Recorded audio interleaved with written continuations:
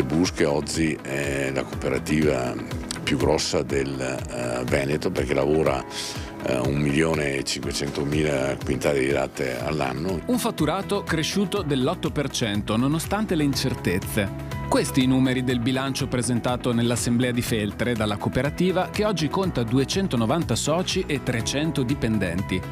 All'ordine del giorno punti importanti come il rinnovo delle cariche per il prossimo triennio e l'aumento di capitale, con l'obiettivo di portare il patrimonio netto della società a 22 milioni di euro. Cooperativa che registra per tutti i prodotti un incremento rispetto all'anno precedente.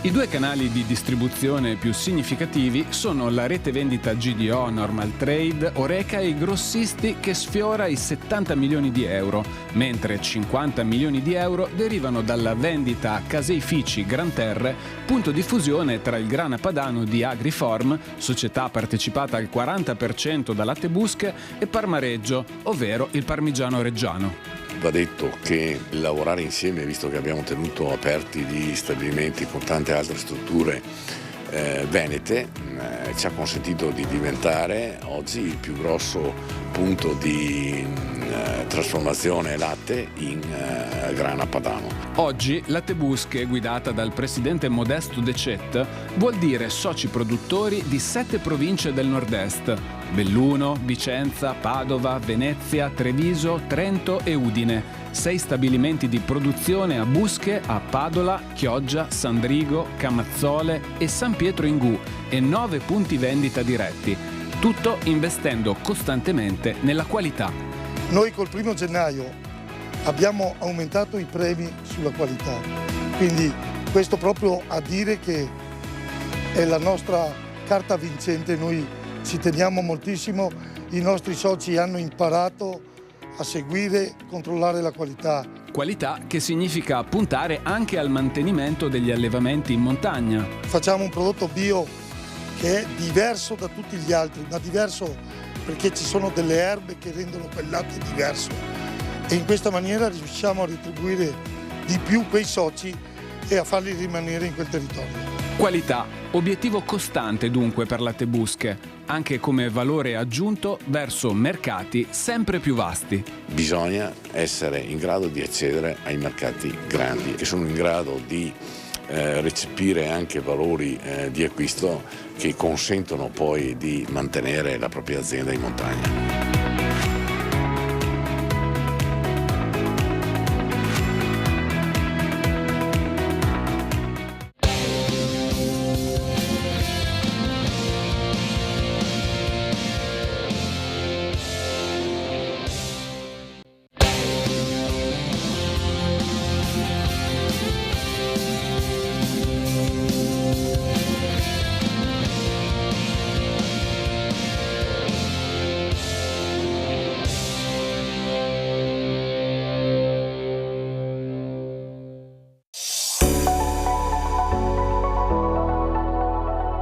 La osserva, la accarezza, la mostra orgoglioso. Roberto Castagner, il vulcanico mastro distillatore di Vazzola, ha conservato appositamente per il Vinitaly l'ultimo dei suoi capolavori, la grappa riserva a 25 anni.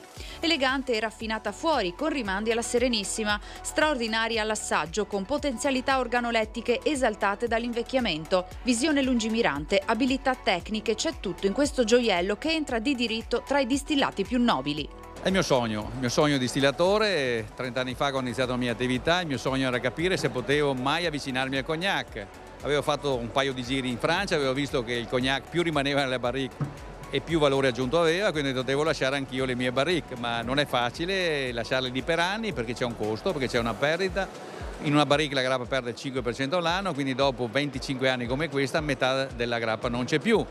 Però chiaramente ha un valore aggiunto incredibile. Ci sono 357 bottiglie già prenotate per tutto il mondo. Che emozione ha provato quando l'ha assaporata per la prima volta? Beh, è difficile, non so, io l'ho paragonato la prima volta che è nata mia figlia. Una vera scoperta poi l'abbinamento con il cioccolato Domori. Il cioccolato è Domori, 80%, il rimanente 20% è zucchero di canna, non ci sono altri ingredienti. E il cacao è Criollo, la specie più rara, più aromatica e più morbida, più elegante che esista. Quindi un prodotto molto elegante, molto aromatico, che perfettamente si abbina con la grappa Castagnero 25 anni. Spazio anche alla mixology con una drink list a base di casta, la grappa sviluppata per la miscelazione. Da sempre anche con Samuele, che è un grande del mondo della miscelazione, l'idea di sdoganare che la grappa deve entrare nei cocktail perché è un elemento e uno spirito italiano. 3 parti di bitter, Castagner e 2 parti di casta. Buccetta, edibile, fiori e ostia. Vinitaly è all'insegna delle novità per Castagner con la presentazione dei prodotti zero alcol che incontrano la nuova tendenza dell'aperitivo analcolico. Sono 2 prodotti, in questo caso abbiamo un bitter e un amaro. Cosa siamo andati a fare? Siamo andati a togliere la parte alcolica ma non sacrificando il gusto, con tutta una serie di tecniche nuove, una ricerca sulle erbe. Siamo convinti fra qualche anno il low alcol, zero alcol sarà uno dei prodotti che funzionerà in Italia e nel mondo. Le nuove sfide non le fanno paura? Le cerco, non mi fanno paura di dirlo, le cerco perché credo che la mia azienda ha sempre anticipato il consumatore, riusciamo a stupirlo e anche stavolta credo che con i nostri prodotti riusciremo a stupirlo. Oggi il consumatore chiama e Castagner risponde.